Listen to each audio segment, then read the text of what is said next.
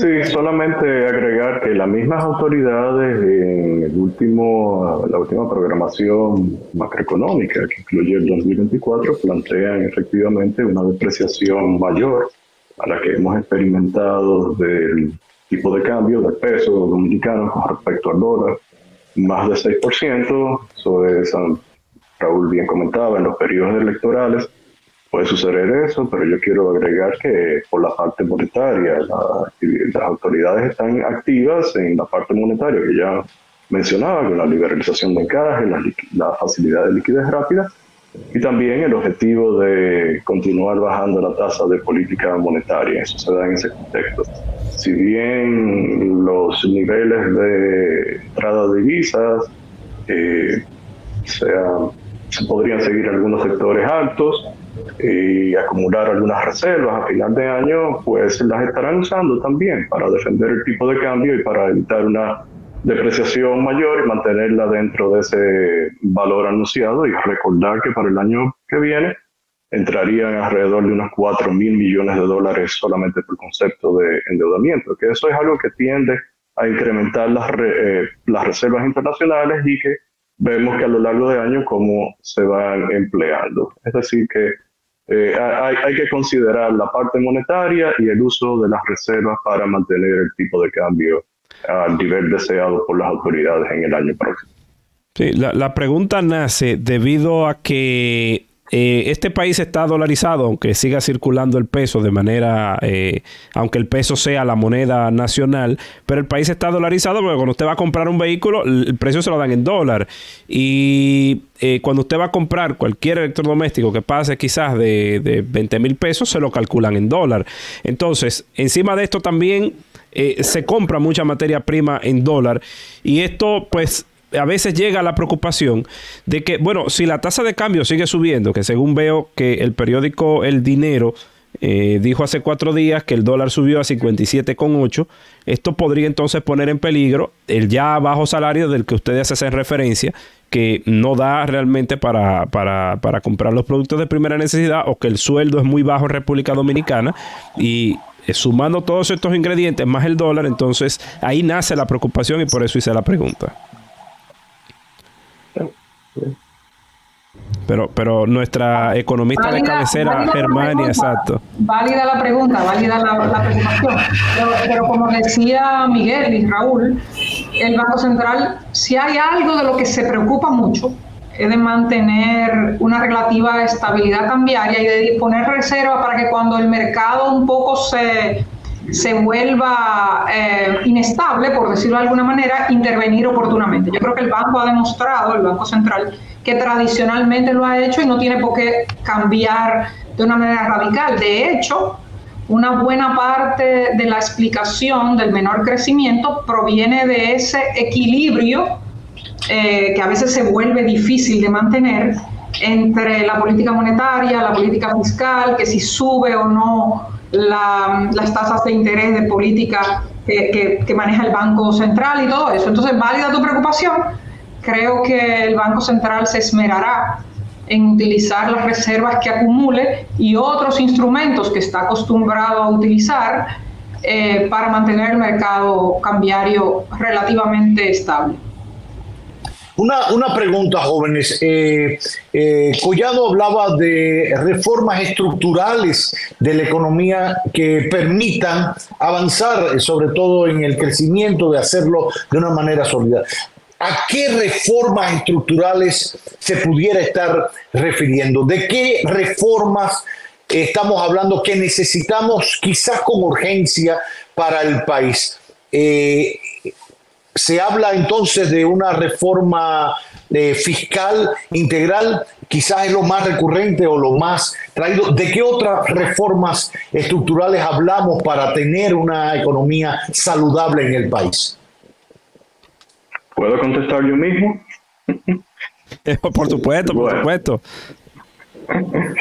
Pues definitivamente sí, como mencionaba Roberto, la reforma fiscal es importante, una reforma integrar al Código Tributario de República Dominicana, que lo simplifique, que reduzca el sesgo que tiene hacia que unos tengan que pagar más impuestos que otros, el tiempo de pagar impuestos, lo oneroso que resulta pagar impuestos en términos de las tasas en República Dominicana, y bueno, el efecto que tiene sobre la competitividad tributaria, la competencia tributaria a nivel internacional. República Dominicana tiene unas tasas de impuestos sobre las rentas altas en comparación con países de la OCDE, por ejemplo. Es necesaria una reforma de ese tipo, como el CRES la viene planteando desde ese tiempo. En este año se introdujo al Congreso un proyecto de ley de responsabilidad fiscal. Vamos a ver qué tipo de en realidad, al fin y al cabo, qué ley tenemos, si es ese mismo proyecto, si se hacen unas modificaciones, pero el punto es que la República Dominicana, en el orden de la parte fiscal, necesita reglas fiscales para ayudar a poner la casa en orden y desacelerar el ritmo de crecimiento del endeudamiento público. Pero hacen reformas. Perdón, Miguel, lo que sucede porque me imagino que la audiencia que nos está escuchando pensará, claro, otra vez, una reforma, a cargar a un grupo, a ponerle impuesto a un grupo, o sea, esto que se plantea para que la gente esté clara de qué se trata. Porque por un lado es eso mismo que señalan, nos quejamos de la deuda, pero no queremos ver se ajuste la carga fiscal. Bueno, si es desde el punto de vista de los impuestos, hay dos opciones aquí. O seguir haciendo lo mismo que hemos venido haciendo durante muchos años, desde que empezó este milenio, este siglo, con la reforma de 2000, 2001, y la última importante del año 2012, que se implementó en el año 2013, y las sucesivas modificaciones que se hacen, que no les llamamos reformas, porque son algunas incluso administrativas al Código Tributario, de incrementar las tasas impositivas, de crear nuevos tributos. Esa es una opción que va a penalizar a la población, no se va a distribuir la carga, no se va a simplificar el código tributario, no vamos a ser más competitivos y te va a incrementar la presión tributaria probablemente por par de años, como sucedió la última vez, y luego volver a un nivel inicial en términos de la presión tributaria. La alternativa es la que nosotros planteamos, reducir tasas impositivas, eliminar una serie de impuestos distorsionadores que tenemos, ampliando las bases en República Dominicana. Esa es la mejor alternativa y se va a notar en los niveles de competitividad, niveles de inversión extranjera, medidos como porcentaje del Producto Interno Bruto, porque ahora decimos que aumenta la inversión extranjera, pero claro, la inflación ha aumentado en los últimos años, es lógico que nominalmente tengas un monto mayor. No, inversión extranjera que venga atraída por una situación diferente, que reitero, genere mayores puestos de trabajo productivos con mayores ingresos para los dominicanos. Desde el punto de vista de la reforma del CRES, eso es lo necesario.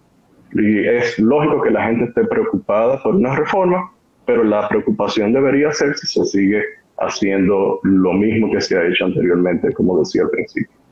Germania, ¿es sustentable el seguir tomando prestado en la República Dominicana? Todos esos préstamos que se aprueban en el Congreso, y lo digo de manera abierta, semanal se aprueba un préstamo nuevo. ¿Es sustentable? ¿Lo necesita la República Dominicana? Y si esos préstamos están a tasas buenas, que es la discusión que se llevaba a cabo fuera del aire.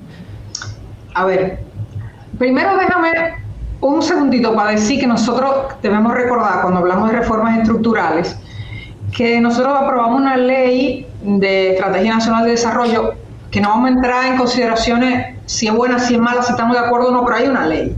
Y esa ley refiere un calendario de implementación de aumento sostenido de la presión tributaria, que podríamos estar en desacuerdo. Yo creo que hablar de que en el 2020 la presión tributaria iba a ser 19% es inviable. Por eso pienso que el punto de partida de discusión de reformas estructurales tiene que arrancar por mirar lo que se colocó en la Estrategia Nacional de Desarrollo, lo que se entendió que iban a ser los lineamientos generales de la economía dominicana de cara al 2030 y recomponerlos y revisarlos para poder ponernos de acuerdo en qué significa para cada quien una reforma estructural.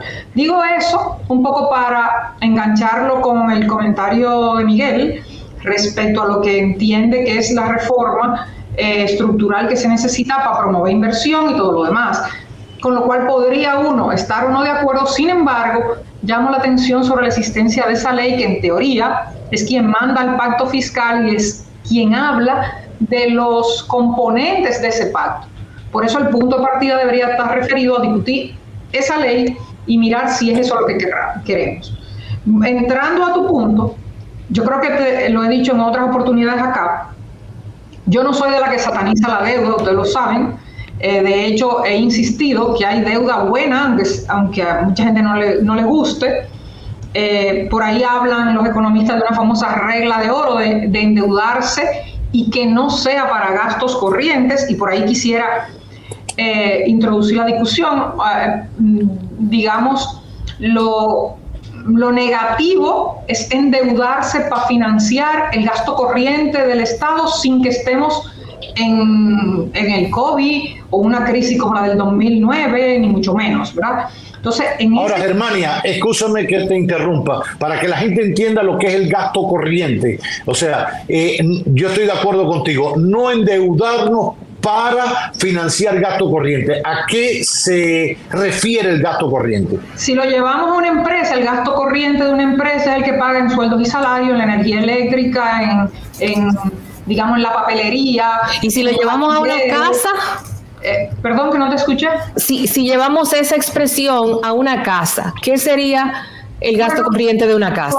Pago de luz y renta, por ejemplo. Para pagar el telecable o el teléfono, o para pagarle el sueldo a la señora que nos colabora con la limpieza. La renta.